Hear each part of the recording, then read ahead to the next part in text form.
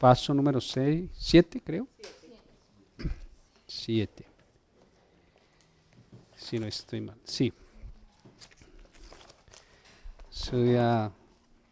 Hace 8 días hablamos de Dios me habla. Hoy es el paso 7, hablando con Dios.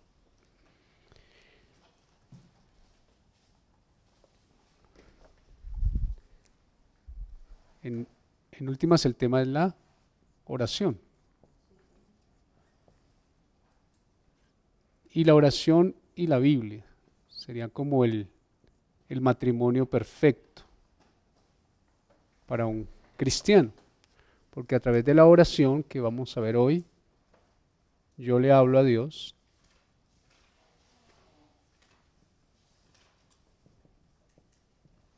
Y a través de la Biblia Dios me habla.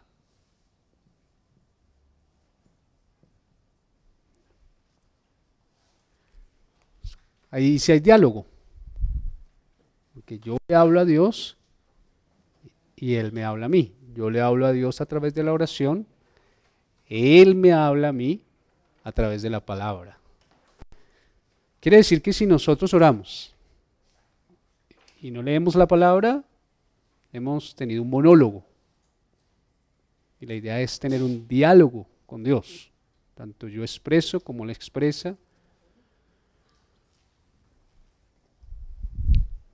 Y hoy vamos a hablar entonces de hablando con Dios.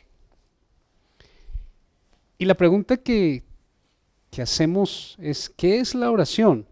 Y según todo el estudio, o lo que ya sabemos, ¿qué es orar? ¿Qué es orar?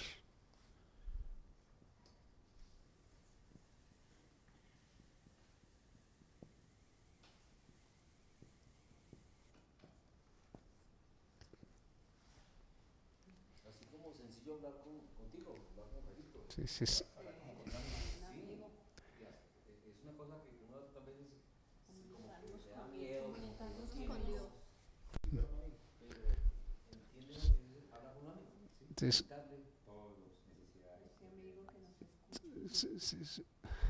pero dejémoslo hablar con Dios. Pero en la dimensión que eso significa, es que no estamos hablando con cualquiera. No es un compadre, no es mi pana. Y amigo, llamar amigo Dios, amigo es algo elevado también, que nos lleva a decir soy obediente, ¿verdad? Porque eso nos da amistad con Dios, nos da amistad con Dios. Pero sí, orar es hablar con Dios.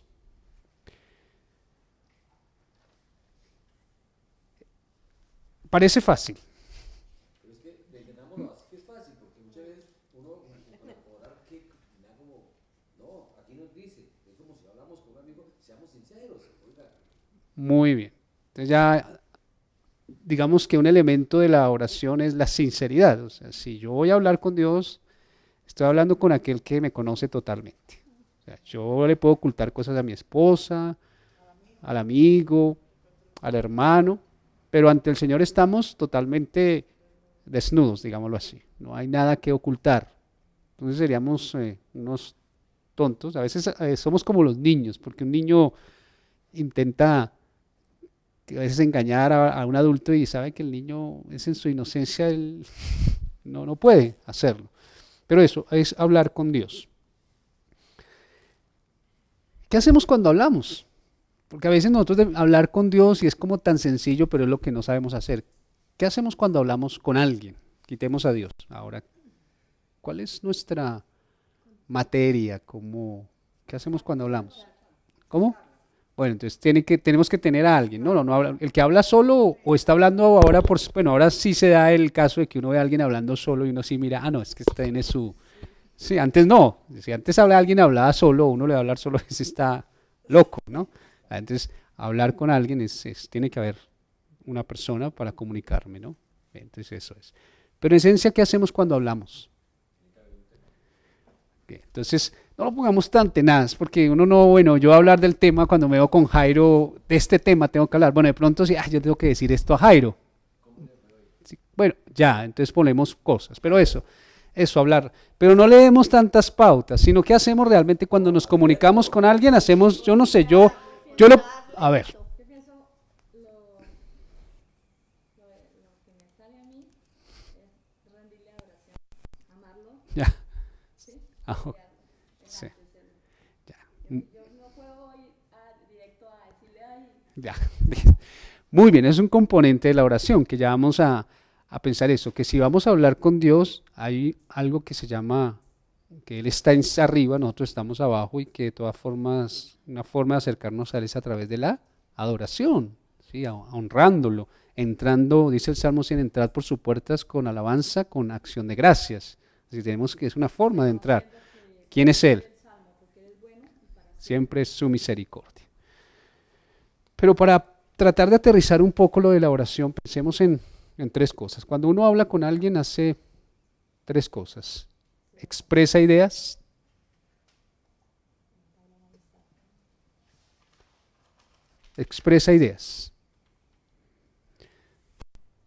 expresa sentimientos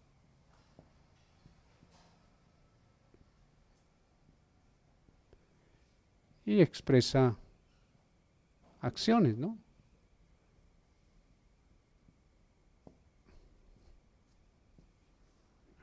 No hacemos nada más. Por ejemplo, si llego esta noche a mi casa de mi esposa, no voy a decir, bueno, este es el tema que te traigo. Primero, qué linda estás. Segundo, lo segundo es la pregunta, ¿cómo te fue? Tercero, no. Uno cuando habla simplemente está, oiga, mire que me vine y Jairo me llevó en el carro, estuvimos hablando de esto. Bueno, sí, algo que hemos hecho de pronto, sí, entonces yo comento y no, ¿y qué te dijo Jairo? No, Jairo me dijo esto, yo le dije esto, él me comentó cómo me sentía y ya se dio la conversación, le estoy dando algo que dice, cómo me sentí, de pronto qué hicimos, ¿no? Siempre hacemos eso cuando compartimos, cuando hablamos con alguien, no hacemos nada más. O yo me subí hoy al Transmilenio esta mañana, iba así de lleno, eso yo sudé, me empujaron, uy, qué rabia que me dio, fuera de eso llegué tarde. ¿Qué he hecho yo ahí ya? He expresado una idea, un malestar, un sentimiento, y eso hacemos. Nosotros porque con Dios somos tan ceremoniosos, ¿no? Como tan, no sé, tan solemnes a veces. Nosotros no hablamos con nuestra esposa mía, te amo. No, es tan natural comunicarnos porque hay una relación. Muy bien, entonces puede hacer que nosotros no conocemos realmente a Dios, tememos relacionarnos con Dios abiertamente. Cuando uno ve la oración, las oraciones de los santos hombres de Dios, ¿cómo oraban ellos? Siempre se dirijan a Dios así de una forma muy, muy solemne o utilizaban frases que a veces nosotros nunca hemos utilizado. Pero en últimas es, orar es hablar con Dios, expresamos ideas, sentimientos, a veces la gente llora, no me parece, Señor, me duele esto, me duele lo otro, esto que hice no lo debo hacer, pero yo pensé así. Entonces yo tengo que comunicarme de esa manera con Dios. Bien, eso es como una corta definición.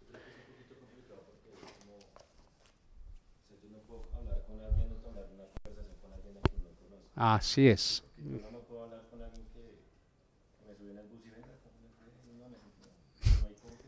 Muy bien. Digamos, no hay esa relación. Con mi esposa es fácil porque ella me conoce. Somos los dos, pero creo que con Dios es así. O sea, como que yo qué le digo porque no lo conozco bien. Muy bien ese comentario, porque claro, en la medida que yo conozco a Dios, me es más fácil hablar con Él, porque le conozco, sé qué le gusta, qué le disgusta, qué pide de mí, qué no pide de mí.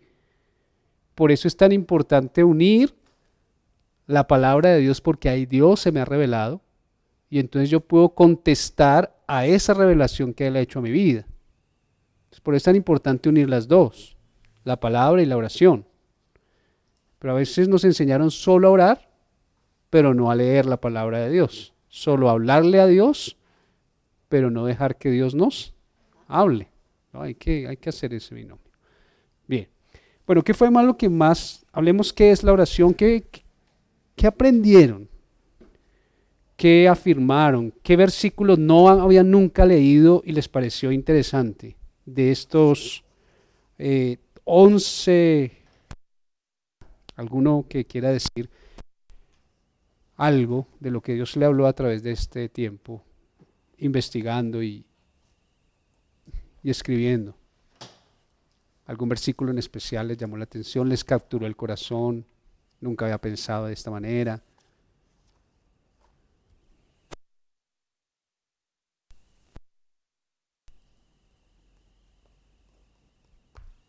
¿O todos ya lo sabían? Bueno, lo que no sabían.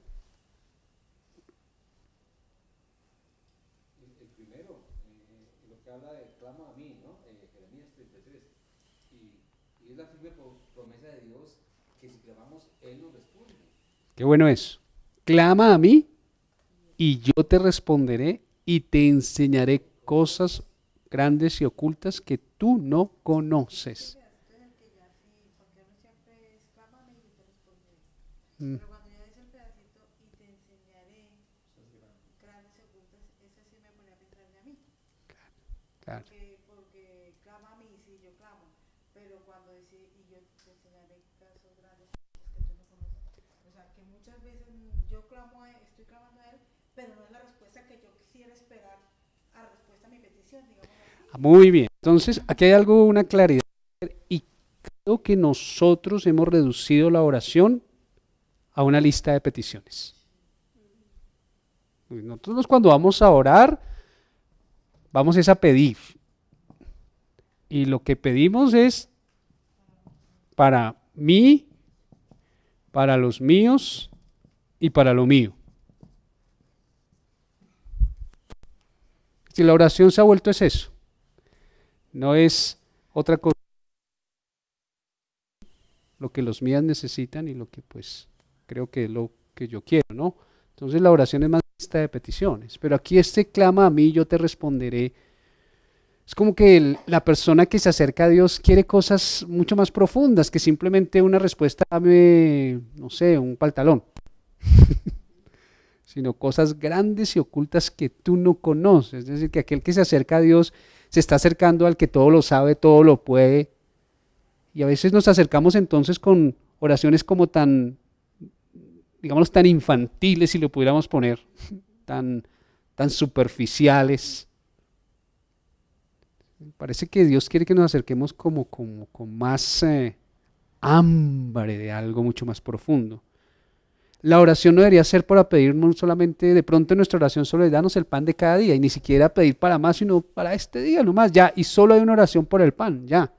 Pero a veces nosotros solo le pedimos el pan, la provisión, la seguridad, la bendición y de ahí no pasamos. Entonces hay una dimensión de la oración que nos conecta casi con lo desconocido, con aquello que Dios quisiera, o sea, clamen. Yo les puedo revelar cosas que ustedes no conocen. En Dios hay una dimensión que Él quisiera contarnos mucho más de lo que nosotros aún conocemos de Él. Y eso es bueno. Entonces anhelar, quiero saber más de ti, Señor. Sería una muy buena oración. Quiero que me abras los ojos para ver la maravilla de lo que tú has hecho. Todo eso sería muy bueno. Cosas ocultas que tú no conoces.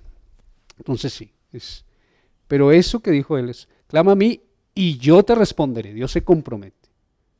Entonces, si clamamos, Él nos responde. Y fuera de eso, respondernos nos enseña. Tiene ese anhelo de hacer algo con nosotros. ¿Qué otra cosa?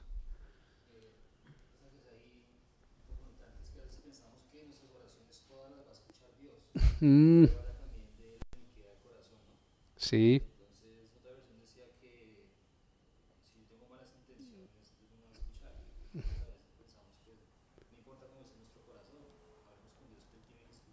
Claro.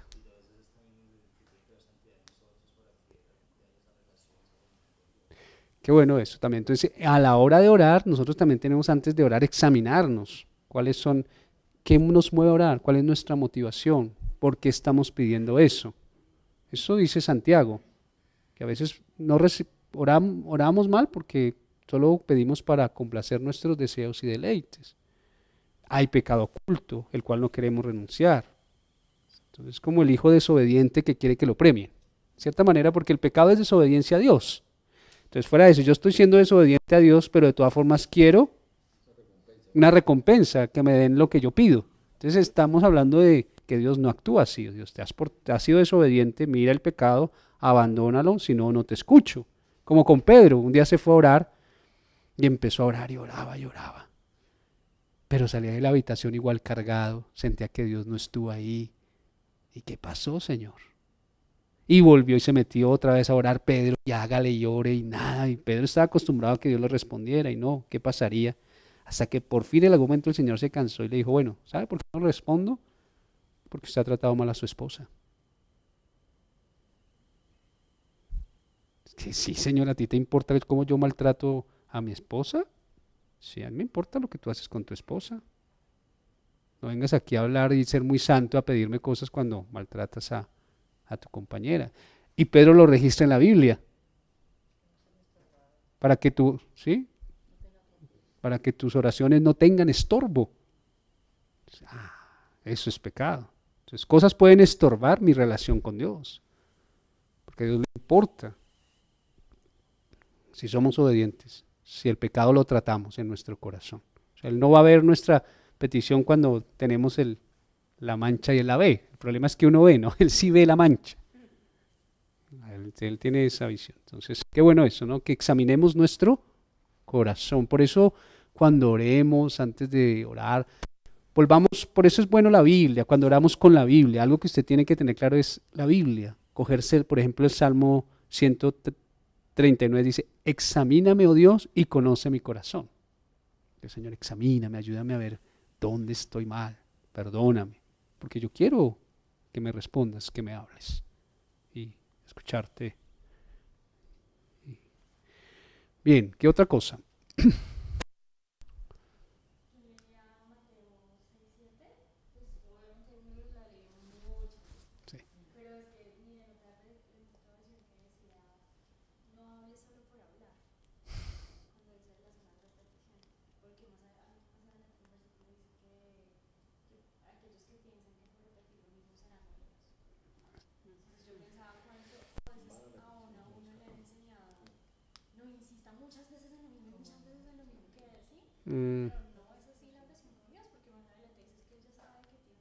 Así es.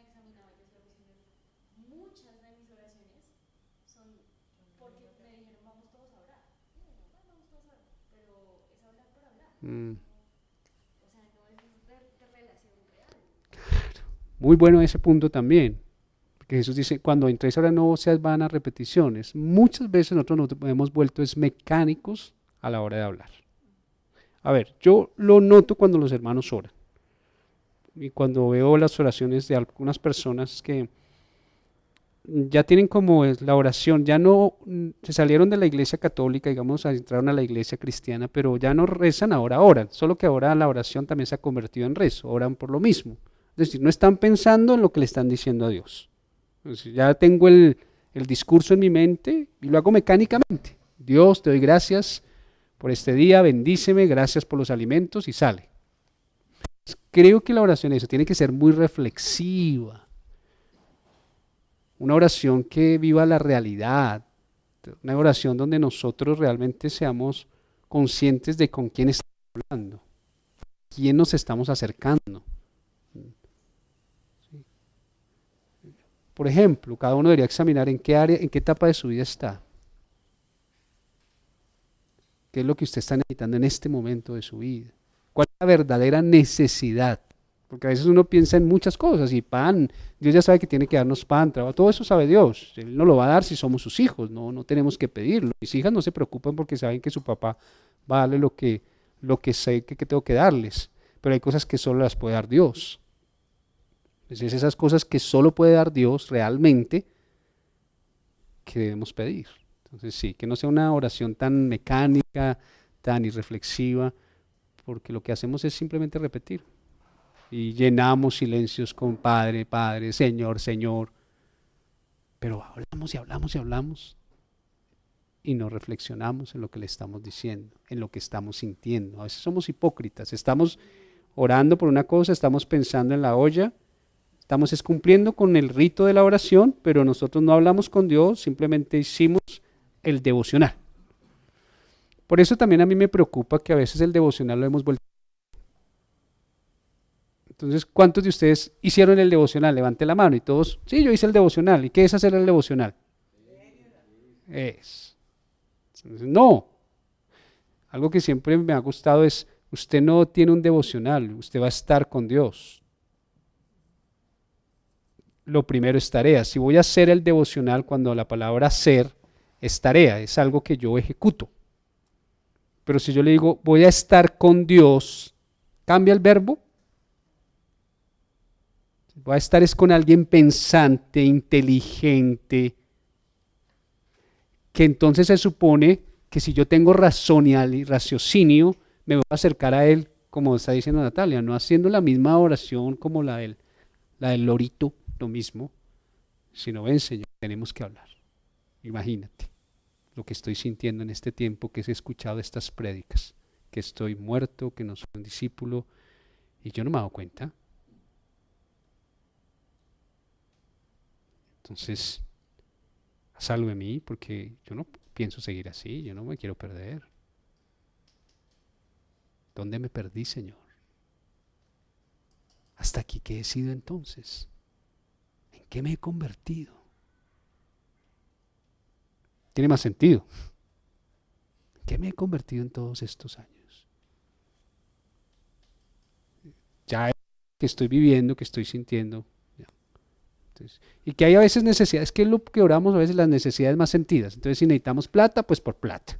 Si hay enfermedad, la enfermedad. Si un hijo está mal, un hijo. Entonces, a veces como que nos volvemos la familia, lo mismo de lo mismo. Y si uno mirara las oraciones de Jesús, ¿siempre oró por lo mismo? ¿Cómo eran las oraciones de Jesús? Según lo que iba viviendo, se convertía en oración. No era simplemente todos los días Jesús oraba lo mismo, según lo que necesitaba hacer. Bueno, Señor, ¿y mañana qué? La oración le convierte en una oración intercesora por la situación mundial, mueve las noticias, lo que está sucediendo en el Medio Oriente. Claro. Entonces ya uno empieza, el Espíritu Santo va mostrando. Muy bien. Antes de orar, Señor, dame sabiduría por quien debo orar, muéstrame. Oh, muy bien, la hermana Alicia está diciendo dos cosas interesantes, muy buenas. La ayuda del Espíritu de Dios. Y lo otro es que la oración tiene que ver con la realidad.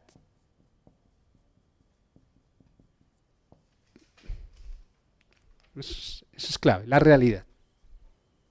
Si la realidad de mi familia es que es un caos total, Señor, haz algo en mi familia, haz lo que tengas que hacer, destruirla, separarnos, dividirnos, lo que tengas que hacer, pero esto no puede seguir, esta es mi realidad. Colombia, esta es la realidad de Colombia. Esta es la realidad, eso, percibo cosas en todo lo que vivo, en mi situación como persona, en mi situación como creyente, en mi situación como ciudadano colombiano, en la situación del mundo, digo, oiga, algo debo hacer en la oración sirve. Entonces ahí puedo llevar la realidad, porque ¿qué es la oración realmente? Es pedir a Dios que intervenga. Sé que tú eres el único que puede hacer un cambio en esta realidad, que puede revertir, cambiar una realidad que es imposible en nuestras fuerzas. La oración es por eso, la oración nos conecta con el poder, con Dios mismo. Y Él sí tiene el poder para operar cambios que nosotros en nuestras fuerzas no vamos a hacer. Por eso es tan importante orar.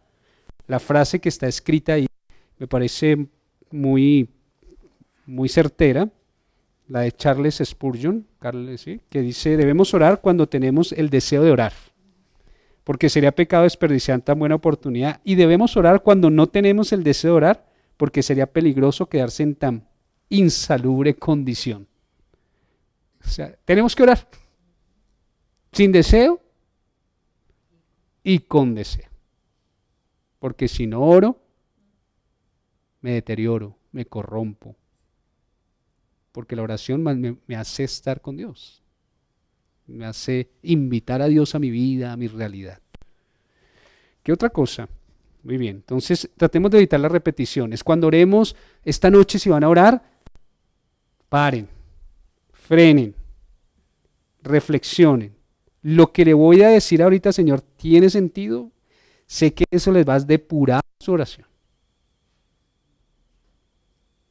Estoy realmente conectado y quiero hablar con Dios de una manera reflexiva, pensante, que esto es lo que se debe orar en este momento, esto es lo que quiero de parte de Dios. Claro, ayuda mucho la Biblia, porque a veces nosotros oramos mucha cosa que no está de acuerdo ni siquiera con su palabra.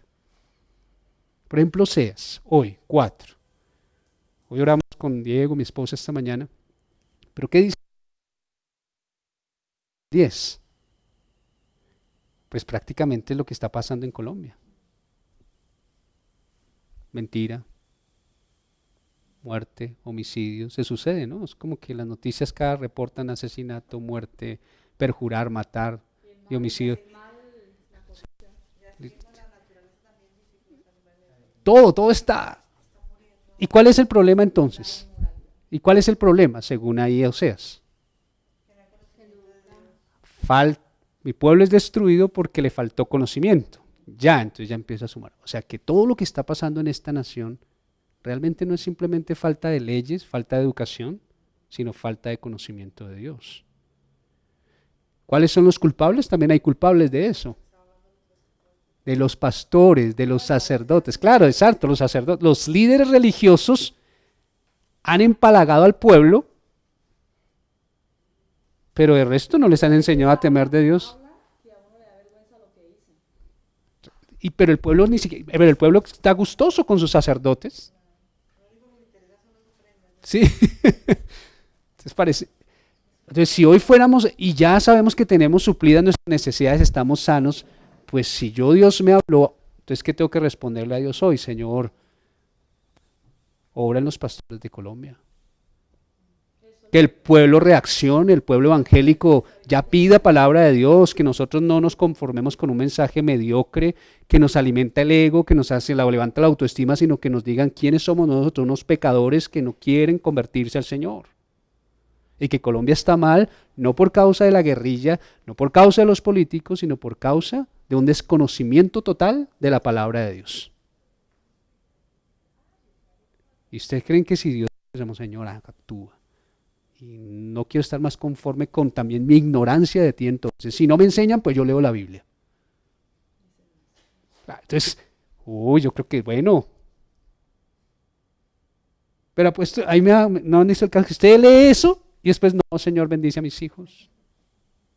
Porque en última la lectura es simplemente algo para llenar, porque es emocional. No me meto en Dios y cómo Dios ve nuestra realidad. Porque yo veo la realidad de una manera, pero Dios la ve de otra. La idea es ver la realidad como Dios la ve. Y qué se necesita realmente. Y por qué deberíamos orar. Bien. ¿Qué otra cosa? A ver. Es que no quiero como repetir ahí, ustedes puedan opinar, para que no sea simplemente un monólogo, sino que dialoguemos acerca de la oración. ¿Qué aprendieron más?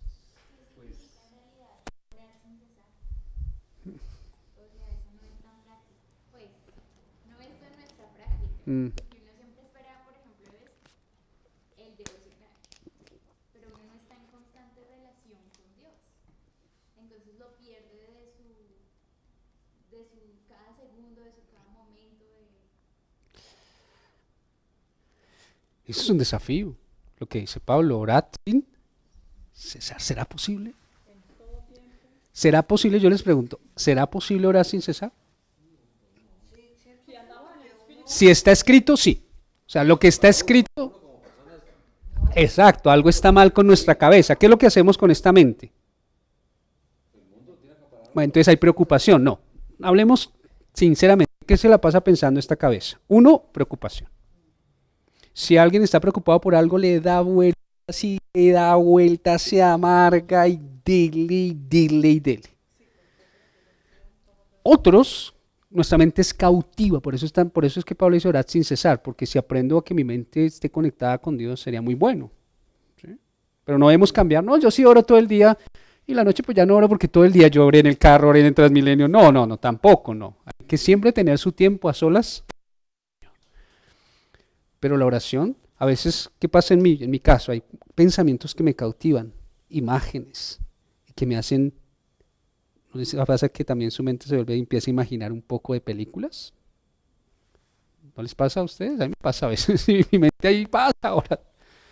O le doy vueltas a algo que me pasó y yo, ¿por qué dije eso? Entonces nosotros estamos en esta mente pensando en tantas cosas, preocupándonos, que la única manera sería traer un poco la palabra de Dios. Por eso es tan buena la palabra de Dios, porque nos ayuda si cargamos un versículo, leemos la Biblia o estamos memorizando algo, nos ayuda a meter nuestra mente en Dios. Entonces, pero sería un esfuerzo a hacer, orar sin cesar. ¿Sí? Siempre estar ahí, Señor, mira esto, estoy pensando en esto. Sí. O sea que si está en la Biblia es que es posible. Si no lo hemos logrado es porque nuestra mente aún está cautiva, por el afán, la ansiedad, por muchas cosas. Por nosotros mismos. Porque yo sí, o sea, uno a veces se pone a pensar, uno sí piensa todo el tiempo en lo de uno mismo. Sí. O sea, el trabajo es de uno, la familia es de uno. O sea, sí, todo el tiempo sí estoy absorbido es en el yo. En el yo absorbido, sí. Pero yo pensaba también en esa frase de cesar sin orar, porque decía, ¿qué es? Y yo ponía como, no, pues en todo tiempo, pero no, realmente ¿qué es? No es en todo tiempo, sino que yo sí pensaba en el día en que realmente muera yo, para que el Señor viva en mí. Y que si yo pienso en mi trabajo, pienso es cómo allí puedo mostrar al Señor. Que si yo pienso en, no sé, en mi familia, cómo en mi familia puedo meter cada vez más al Señor. Eso. Sí, o sea, que cada vez muera realmente. Es muy buena conclusión. En la medida en que muera yo y viva Cristo, creo que va a ser posible. Porque parece que nuestro proyecto de vida es mucho más interesante, nuestras preocupaciones, lo que nosotros queremos es mucho más importante que lo que a Dios le importa. Sería bueno eso, es que más Cristo viva en nosotros para que lo de Dios sea prioritario también en nuestras vidas. Y lo otro pues sea algo que hacemos en responsabilidad, pero Dios está en nuestro trabajo, Dios está en nuestra casa, Dios está en el Transmilenio. Es decir, Dios también podemos hablar a Dios, porque Dios está en todas partes realmente, o sea, Dios lo llena todo. Entonces, bien, otra cosa más. Sí, orar es estar conectados con Dios. Cuando ora sin cesar, Pablo no es que se la pasaba caminando por todo lado, no, él sabe que su mente está conectada con Dios. Y Señor, y yo hice, si usted se va en el Transmilenio, yo me acuerdo, oiga, de verdad, yo cómo puedo hacer esto, Señor, de otra manera. Uy, sí. Y ahí en su mente, ¿no? No necesariamente, pero es una forma de, Pablo quiere decir, ocupe su mente en Dios. Y que Dios esté ahí con usted siempre, ¿no? Y eso sería muy bueno. Porque Isaías 26:3 dice, tú guardarás en completa paz a aquel cuyo pensamiento en ti persevera. En completa paz. Entonces nosotros no perseveramos en Dios. La oración es una forma de perseverar en Dios y no perseverar en nosotros mismos, en nuestras preocupaciones, sino en lo de Dios. Pero es un crecimiento. También dice que la oración nos libra de no caer en tentación. ¿Para qué sirve la oración? Para no caer en tentación. Generalmente cuando uno, por ejemplo, hace determinada cosa y el espíritu dice, eso es lo que va a hacer, esto es bien. Entonces uno me dice, ay, sí, Señor, pero uno está orando, y uno, sí, Señor, sé que esa es una manera de contestar. Yo creo que eso es responder a Dios en oración inmediatamente. Claro. Le dice, ay, perdón, sí, no era la forma que yo había contestado. Claro, sí.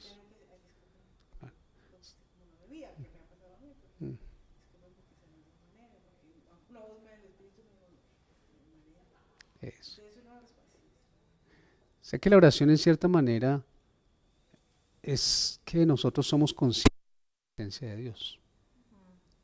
Es decir, que la presencia de Dios es algo continuo. Elías decía, en la palabra de Dios, cuando habla del profeta Elías, el mismo Elías decía, vive Jehová en cuya presencia estoy. O sea, para Elías la presencia de Dios era eso, él estaba en la presencia de Dios, él no podía huir de esa presencia, como Jonás. Jonás quería huir de la presencia de Dios, nosotros no podemos huir. Salmo 139 dice, ¿a dónde huiré de tu espíritu? Pero como el pecado afecta tanto, sí, eso hace que nosotros como que parecía que perdiéramos de vista a Dios, pero nosotros estamos ante la vista de Dios todo el tiempo. Es que sería posible mantenernos en contacto con ese Señor. Pero es un ánimo de crecer en la oración, es lo que quiere este texto. ¿Qué otra cosa? Y la forma como Dios contesta, ¿no? Dice que a veces sí, Entonces, sí, no o espere. Y a veces nosotros queremos es, si lo que pedimos ya, y sí, y sí, y sí. O sea, no, no. Porque nosotros no hemos a veces comprendido la relación de un padre con un hijo, porque en últimas Dios es como un padre y nosotros somos como sus hijos. Y si nosotros somos buenos padres, todo lo que nos pedían nuestros niños se lo dábamos. ¿Sí? O los que van a ser padres son, ¿por qué? A ver, ¿por qué no le damos todo lo que nuestros hijos pedían? Uno, no había. Dos, ¿qué más? Sí. Claro. No, era capricho. Le podría hacer daño. No se lo merecen porque están castigados. O dársela fácil. O espere. Y Jesús, si Jesús dice que nosotros siendo malos sabemos dar buenas cosas a nuestros hijos, siendo malos, ¿cuánto más nuestro Padre dará las cosas al que se los pida, ¿no? Entonces Dios es bueno. Pues entonces que nosotros no oramos. Mucho de lo que no tenemos es porque oramos y oramos es mal. Porque si de verdad nos preocupara lo de Dios, muchas cosas ya se habrían añadido sin tanta pedidera. Porque Dios sí quiere responder. Pero a mí me gusta, a veces dice sí, a veces por nuestro bien dice no, otras veces dice espere un tiempo.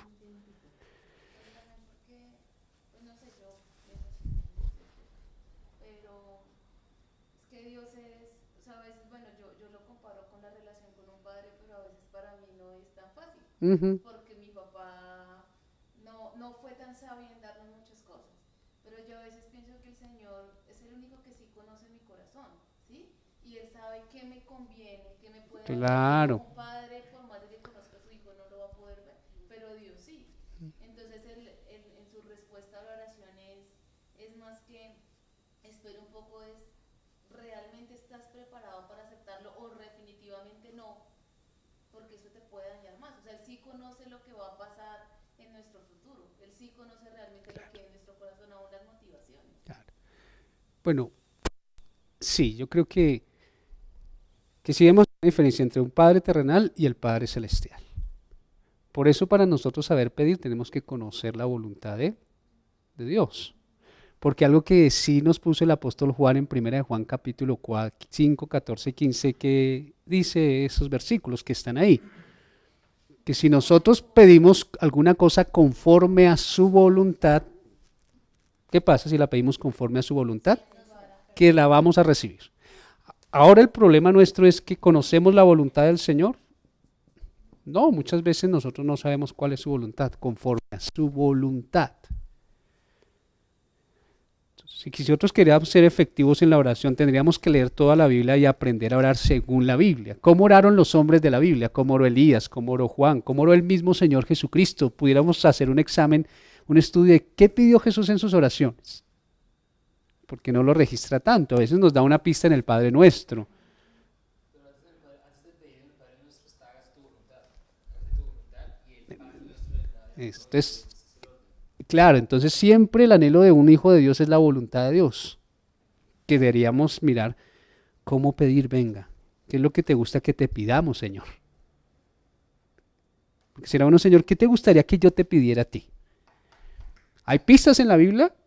Por supuesto. Santiago dice, si alguno tiene falta de sabiduría, pídala, que Dios da abundante. ¿Cuánto hace que no pide sabiduría? Abundantemente. Pedir por el fruto del Espíritu. ¿Sí? Que se empiece a dar el fruto del Espíritu en mí. Revelación, no sé, conocimiento de ti. Esas cosas que no pedimos generalmente. ¿Qué pidió Daniel? ¿Qué pidió Josué? Salomón, David, Moisés. O sea, es la Biblia. Yo creo que nosotros los cristianos, Jacob, deberíamos en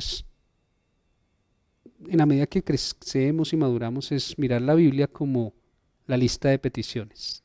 Es decir, si lo que está aquí es por lo que debo orar. Porque lo otro, Dios lo puede dar. La oración de Jabes. Todos son tipos de oraciones que hicieron. Entonces puedo aprender de cómo oraron los hombres de Dios para yo aprender a orar, a pedir. realmente lo que se debe pedir a un Dios que es mucho más que solo darnos un pan. Y en última lo que nos debe importar es pedir por el pan, porque Dios a su Hijo le dará casa, le dará lo otro. Pero Jesús dijo, no pidan por nada otras cosas, sino el pan de cada día. Es como decir, limítense a vivir el día, no se preocupen por nada más, dejen de un lado de qué viviré, será que un día así no, a ver, porque uno, ¿qué le pasa a uno en este mundo? Muchos de ustedes, si vamos siendo ancianos, que, ay, ¿cuántas semanas me faltarán para la pensión? Ay, no coticé. Entonces, todo nuestro futuro se lo cargamos a porvenir, al seguro social, ¿no? Entonces nosotros pensamos que es el seguro social. No, si nosotros somos hijos de Dios, Dios me dará lo que yo necesito. O sea, si Dios me llamó, me apartó, me hizo su hijo, ¿me va a desamparar? Si siendo un vil pecador, tuve trabajo. Yo antes de hasta los 25 años, yo tenía trabajo, papá, mamá, alimento, disfrutaba del sol, salía a pasear sin Cristo. Estaba muerto en delitos y pecados. Viene Cristo a mi vida, ahora soy hijo de Dios. ¿A que Dios me va a abandonar? O sea, ¿cuál debería ser la preocupación entonces del cristiano?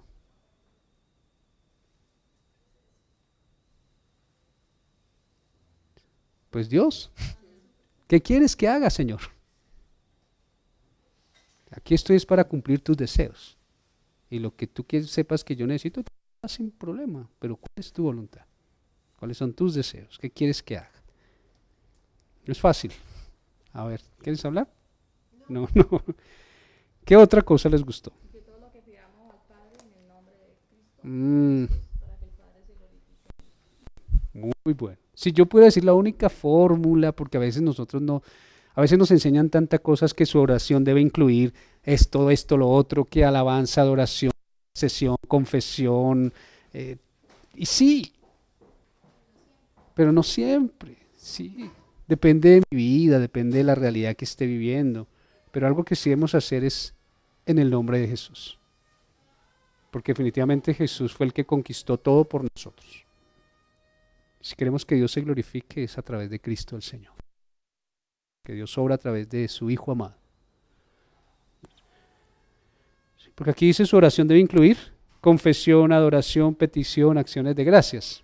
Y bien, si hay eso en la oración, pero en últimas, lo único que usted tiene que hacer en oración es un principio que yo sí le enseño a todos cuando he evangelizado a alguien, le digo, mire, usted tiene que orar hoy. Hoy debe orar. No sé si en la mañana, en la tarde, a mediodía, por la noche, pero usted hoy necesita estar a solas con el Señor, ponerse a cuentas, estar a solas con Dios. Orar. ¿Cuánto? No sé, porque tampoco me puedo meter en sus vidas, pero usted tiene que orar de una forma sincera, donde usted sepa que realmente Dios le visitó. ¿Cómo sabe usted que ha orado? Muy bien, dígalo duro. Filipenses 4:6, por nada estéis, sino sean conocidas vuestras peticiones delante de Dios, en toda oración les ruego. Y la primera respuesta a una buena oración, y la paz de Dios. Es decir, si yo entro a mi cuarto, dizque oré, y salgo igual de preocupado, igual de amargado, usted simplemente no oró. No oró. Habló por hablar, gastó media hora de su tiempo, 15 minutos de su tiempo, porque usted salió igual. Porque alguien que esté en la presencia de Dios, me explico, si Dios llega a un lugar, ¿qué llega? La paz. Es decir, que la primera respuesta, ¿usted sabe qué ha orado? Si sale diferente. Si usted entró re preocupado y usted oró, porque lo otro es cuando oramos de verdad. ¿Cuánto usted necesita para adquirir esa paz? Hay momentos donde a mí, en mi caso, yo no me pongo a orar y usted sabe, y empiezo a cabecear. Y a veces en ese cabeceo duro hasta 20 minutos. Y tengo que pasar ese umbral, porque si no, no oré. Entonces, hay momentos donde yo tengo que pasar 20 minutos solo para vencer mi sueño, porque hasta ahí no he orado.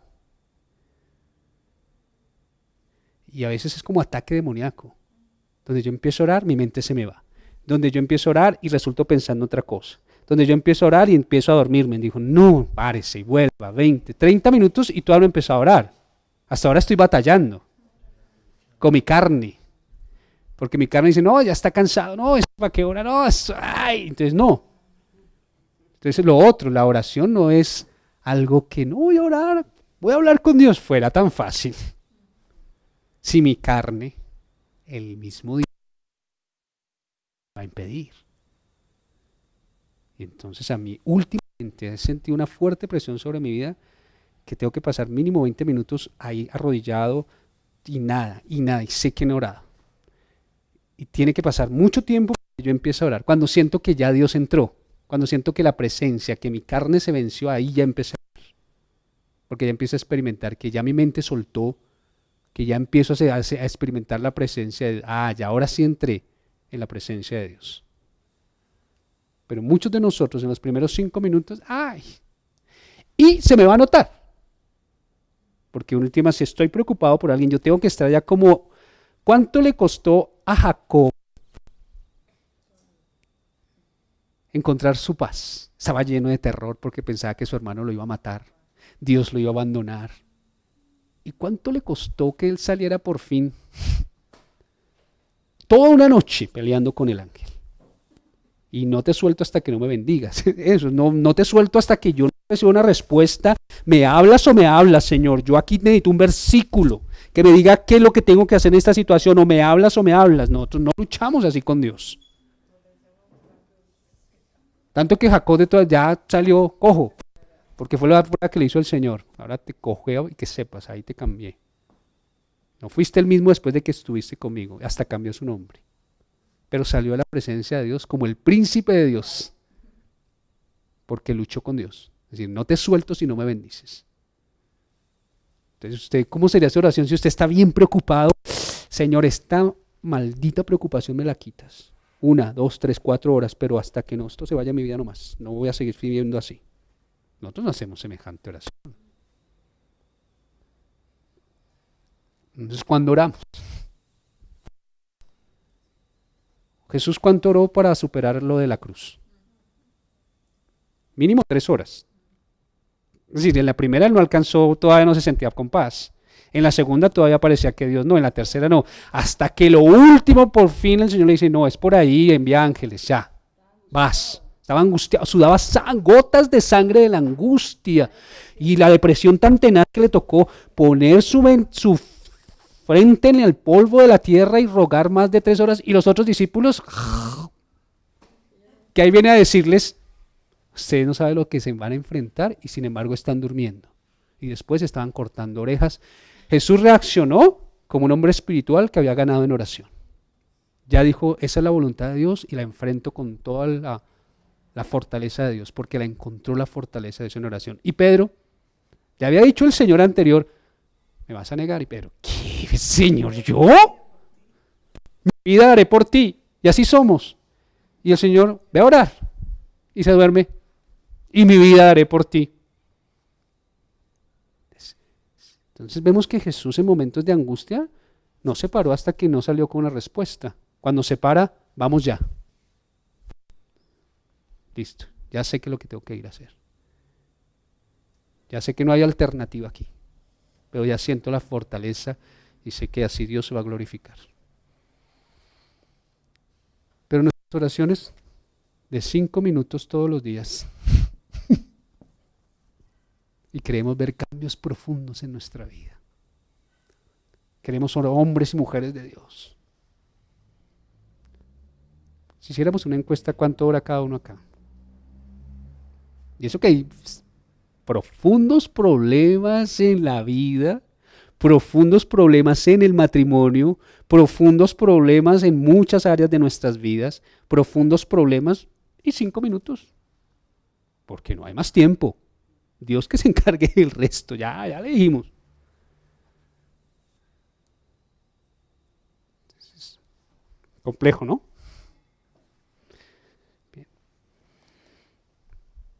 Y todo lo que pidieres con fe orando, creyéndolo, recibiréis, dice Mateo 21, 22. Y Hebreos 11, 11:6 dice, si alguno, ¿cómo es que? 11:6, leamos y así terminamos esta parte. Hebreos 11:6.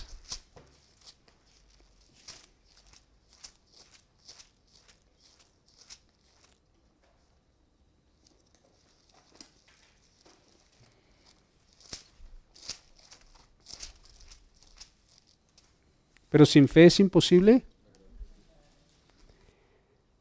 porque es necesario que el que se acerca a Dios crea que le hay y que es galardonador de los que le buscan.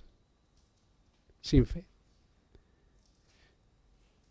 En últimas, la oración es, si no nos acercamos a Dios orando, creyendo que Él nos recompensa si lo buscamos, no estamos haciendo nada.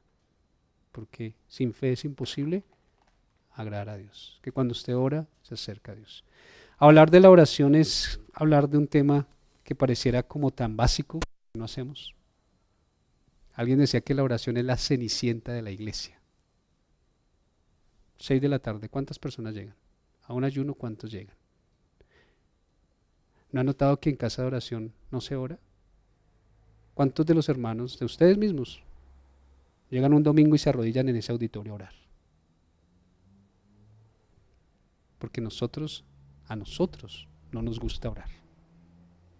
No sabemos orar. No nos interesa orar.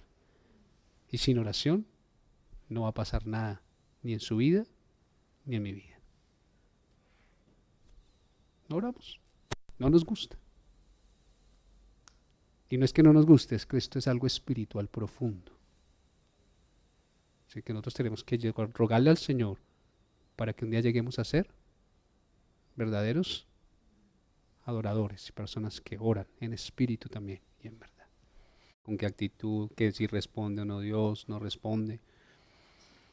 Entonces es un buen cuaderno para que usted lo esté repasando, esté volviendo a mirar los versículos. Porque lo que hace uno una sola vez no lo aprende, pues si lo hace 2, 3, 4, 5, 6, hasta 7 veces ya uno empieza a captar, a entender. Bien. Como es otra clase, ahora comenzamos lo de el tercer sermón, predicación de esta serie de la Semana del Discípulo. Nosotros vamos es como en el mes del discípulo más bien, porque cada 8 días estamos viendo una predicación. Y aquí me gusta es que nos expresemos qué Dios les habló, porque Dios siempre habla para confrontar, para corregir, para afirmar, para reafirmar, para decir, no, estoy pero mal, para aclarar muchas cosas. Pero que cada uno exprese y en últimas oramos y ministramos para sellar con oración y ministración. El examen del discípulo. Ya hemos visto qué es ser un discípulo, la lección fundamental del discípulo y ahora el examen del discípulo. ¿Qué pasó? Cuéntenme cómo fue esa experiencia del examen del discípulo. Pues una cosa que pasó entre otras varias cosas, dice que el discípulo tiene que ser un ser pensante y tener la capacidad del discernimiento. Por eso nosotros como discípulos nos dejamos influir mucho por la vida, por el mundo, por lo que nos dice alguien, porque no tenemos conocimiento, no estamos bien preparados, entonces por eso siempre andamos divagando y no tenemos las cosas claras respecto a las cosas de Cristo. Entonces, bueno, eso, Jairo, y de eso quiero tomar. Entonces, mucho de lo que pensamos lo hemos adoptado de otros. ¿Qué dicen los hombres de mí? Entonces Jesús indaga primero, ¿qué concepciones tienes de Cristo, de otros que te han heredado? No. Entonces, sí, mucho de lo que tenemos es lo que escuchamos, hemos dejado de escuchar, hemos escuchado mal, pero eso es bueno. O sea, el discípulo de Cristo es alguien pensante, alguien que reflexiona en su fe. Y Jesús no quiere personas simplemente borregos, sino personas que sepan con quién andan. Creo que si algo nos debe enseñar esto es con quién estoy caminando realmente. Bien, Jairo, sí, entonces esa parte es interesante. Él dice que el examen no es un examen teórico, o sea, que no,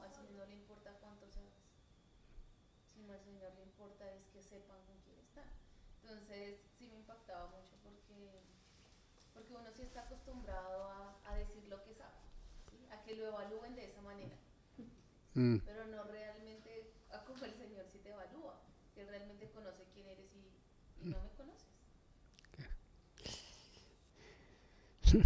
Qué complejo. Ahorita termino con eso que acabas de decir para completar. ¿Qué otra cosa? Saber el por qué estoy siguiendo Mm. y no caer en fanatismo, ¿no? Religioso. Saber lo que estoy haciendo, lo que estoy siguiendo. Muy bien. ¿Cuál es la corrección que él nos hace en esta prédica? Que yo la he dicho mucho. Que para mí cuando leí este versículo fue como que Dios me habló al corazón directo. Y él da el versículo. Y está claro. Cuando Pablo está siendo perseguido, creo que Nerón está a punto de acabar con su vida. ¿Cuál es lo que dice Pablo en esos momentos?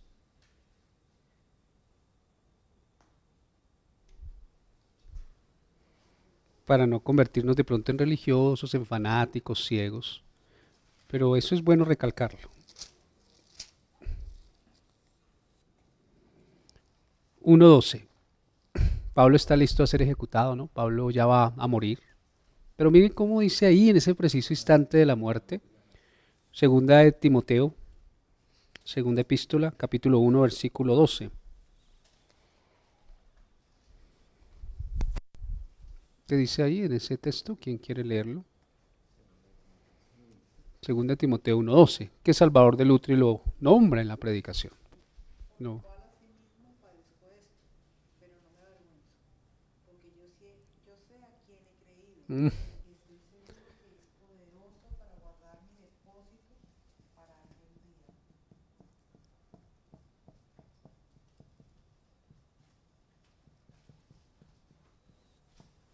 ¿Qué tal esa declaración?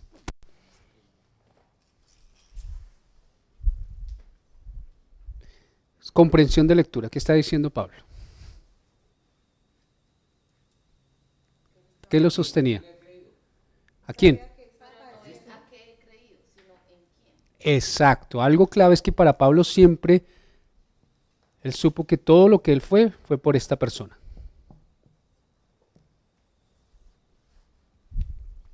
Yo sé a quién he creído. No en qué creo, sino a quién. A ese ser maravilloso que es Jesús, que se me reveló y me dijo, yo soy la vida, yo soy todo, yo soy el Señor. Y no me avergüenzo. Entonces nosotros tenemos que tener eso claro. Por eso él le dice a los, ¿quién dicen los hombres? Ahora ustedes dicen, ¿quién soy yo? En definitiva, ¿cómo quitarle a nosotros los seres humanos que lo importante es Cristo? ¿En quién hemos creído? ¿A quién he creído? O sea, Jesús habló y yo le creí y le seguí. Es decisivo, eso es decisivo. ¿Qué otra cosa?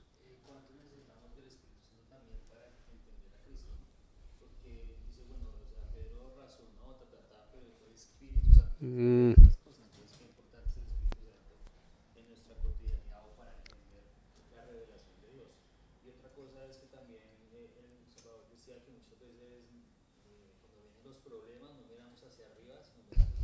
hacia abajo. Claro, claro, es cuando más necesitamos aferrarnos a las promesas de Dios. O sea, yo sé a quién he creído. Y es en que yo he creído que ha dicho, por lo menos, ¿cómo afianzarnos? No te dejaré ni te abandonaré. Entonces, si Él dice eso y yo lo he creído, pues yo no temo, no me preocupo. Pero a veces nosotros, ¿en qué hemos creído? La fe del carbonero. ¿Cuántos? ¿En qué cree usted? En que el diablo se disfraza porque él quería entrar en controversia, por lo menos a ver si ¿en qué ha creído? Pues lo que cree la iglesia. ¿Y qué cree la iglesia? Pues lo que creo yo. O sea, no sabemos, pero ahí vamos todos. ¿Dónde va Vicente? ¿Para dónde va la gente? Totalmente nosotros sin un fundamento. ¿Y cuál es el fundamento de nuestra vida? Cristo. Y de ahí depende todo, todo. O sea, si nosotros vamos a hablar de algo es en quién hemos creído. No es que vamos a una iglesia, no es que leemos la Biblia, es que a quién hemos creído. En Cristo. Bien. Pastor, ahí empiezan los problemas cuando tratamos de evangelizar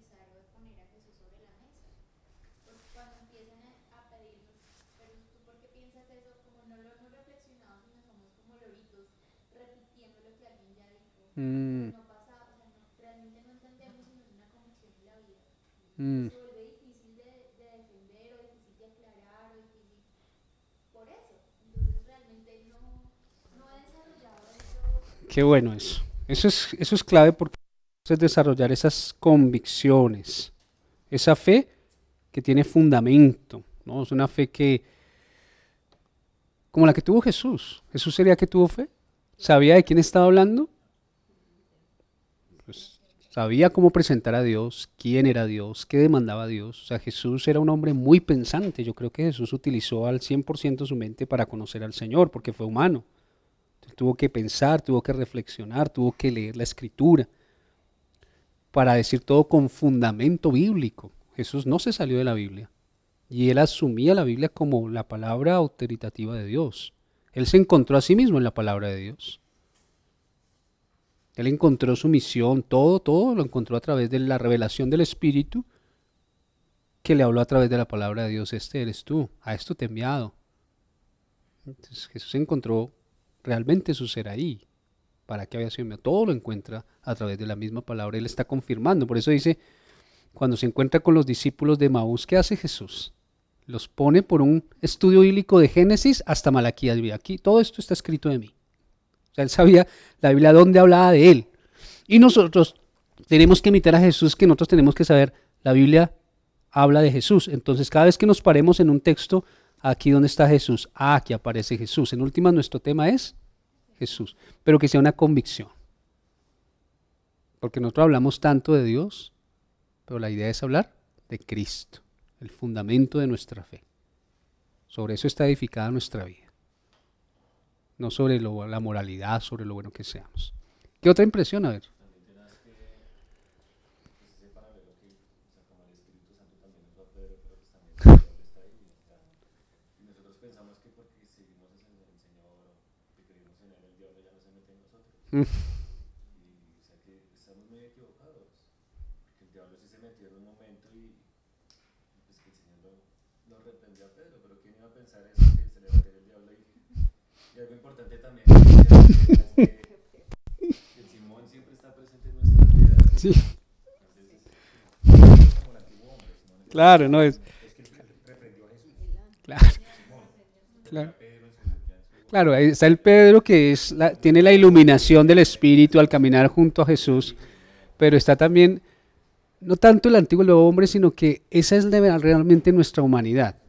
Que por un lado, si estamos buscando de Dios, si estamos orando, conectados, y si a veces estamos así, ¿no les pasa que uno siente que está buscando de Dios y uno habla bonito, hasta tiene paciencia, pero en otro momento como que se le sale y Satanás empieza a utilizar la misma lengua de uno, los pensamientos, para sembrar también lo que no es?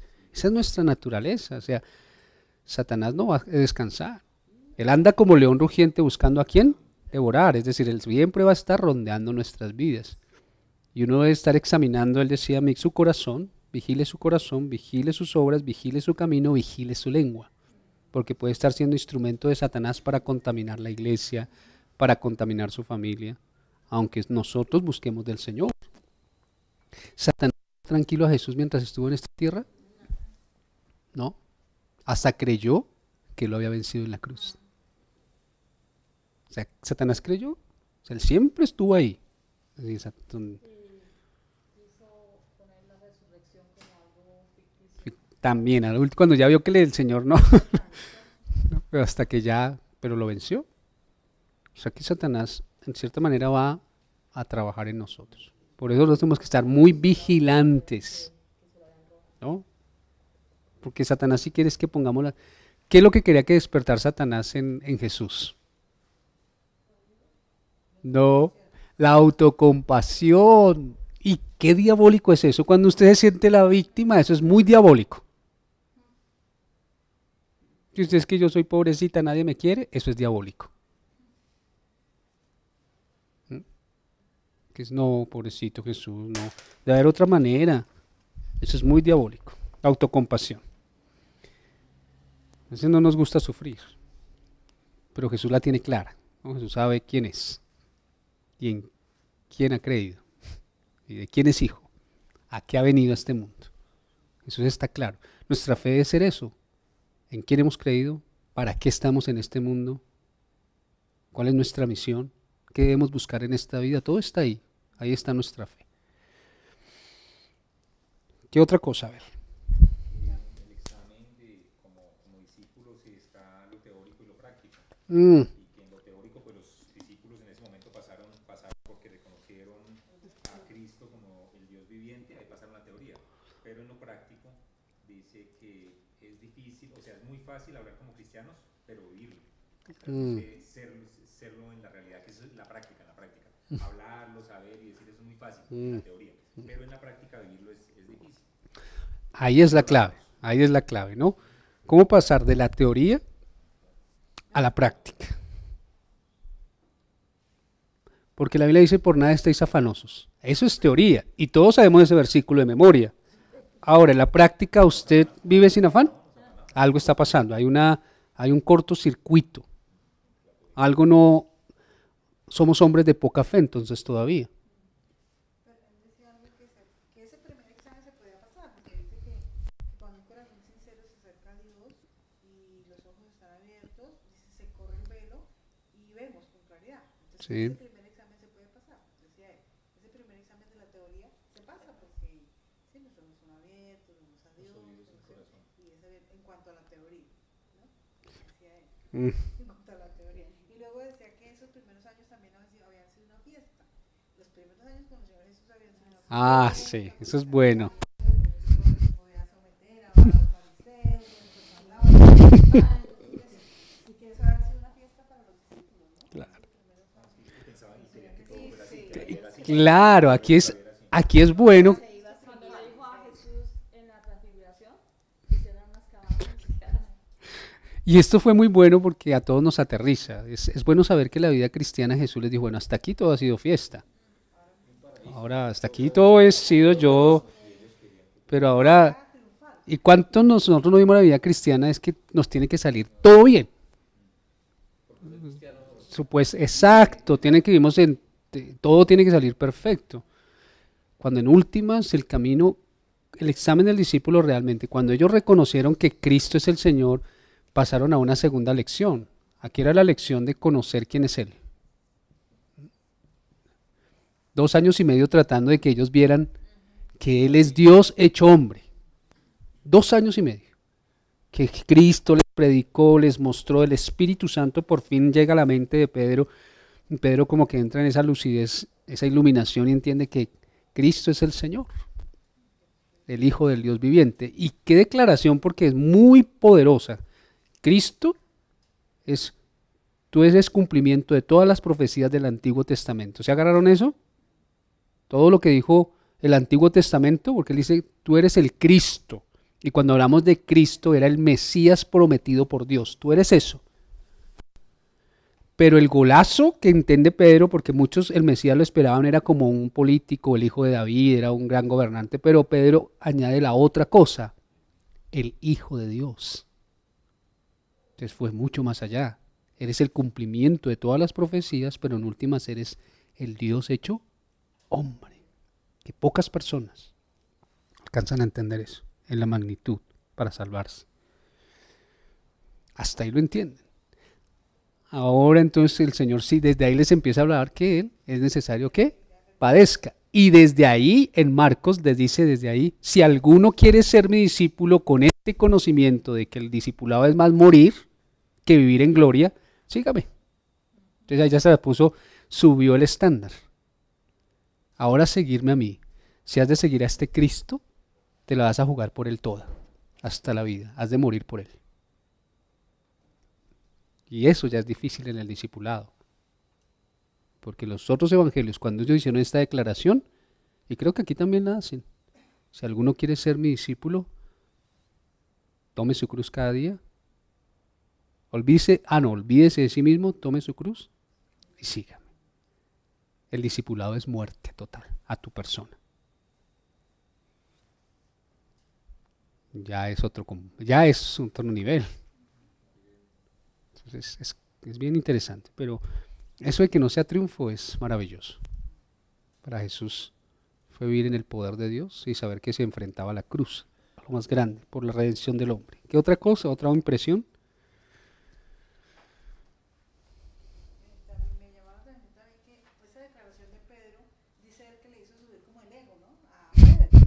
porque dice que fue el único que lo llamó como aparte al Señor, no en medio de todos, sino como que, como yo recibí esa declaración, pues yo tengo derecho a exaltar, a reprender al Señor Jesús, ¿no? Lo aterriza de una manera que es terrible. Sí, Entonces dice que el que antes de la caída, pues viene la soberbia. soberbia, ¿no? Sí, sí. Bien, pero ¿sí creen que el Señor nos está hablando? ¿Que realmente está buscando discípulos? Y algo que a mí me habló personalmente, dos cosas como para que oremos y le roguemos al Señor que seamos así, es que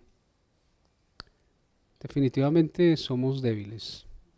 O sea, algo que muestra ahí la historia es que somos débiles. Que creemos que somos muy fuertes. Que Dios nos puede usar de una forma gloriosa, pero a la vez en algún momento podemos estar siendo instrumentos del diablo o siendo caídos por nuestra naturaleza. Entonces realmente no podemos creernos algo. Tenemos que creerle a Él, creer en Él y cogernos de Él y no soltarnos, porque somos débiles. Sin Él no vamos a poder vencer. Claro, claro, momentos somos... Claro.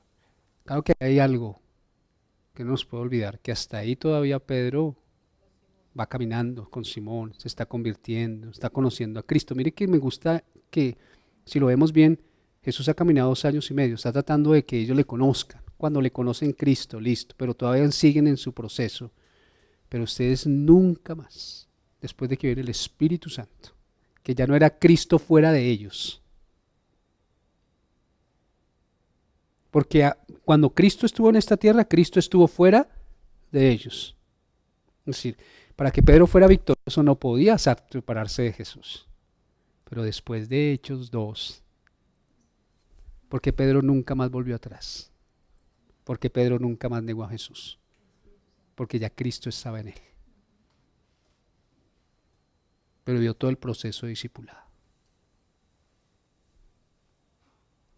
Entonces necesitamos a Cristo. Porque Pedro tampoco fue después el pelele, pero de cierta manera tenemos que llegar a eso. Entonces nuestra debilidad. Pero creo que aquí lo más importante, y Salvador de Lutri termina con esta frase: hacer bajar la palabra de Dios a la vida. Que Satanás no va a querer bajar la palabra de Dios a la vida.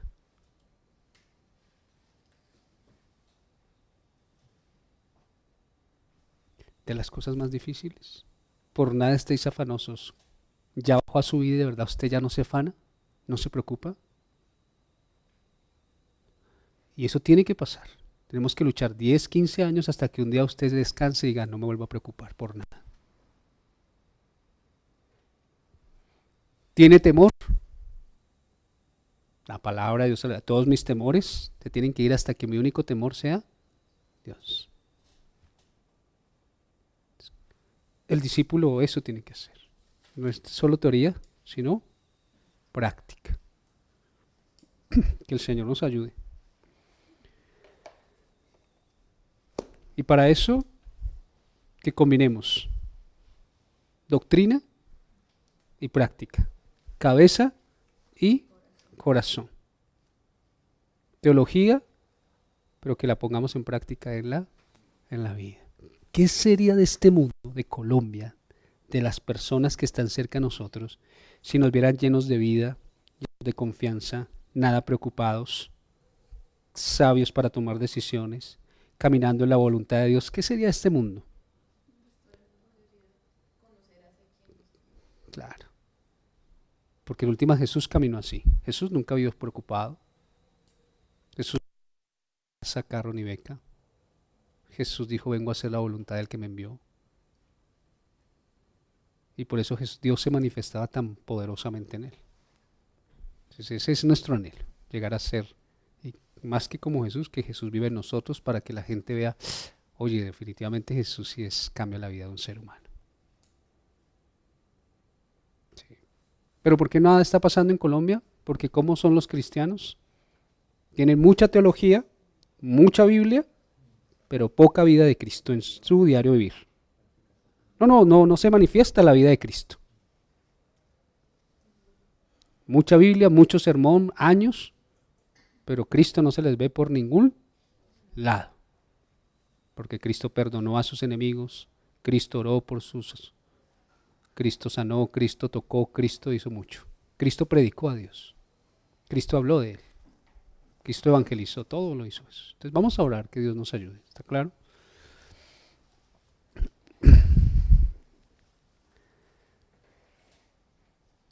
Señor, oro por nosotros hoy. Reconocemos que estamos en este proceso de convertirnos en discípulos.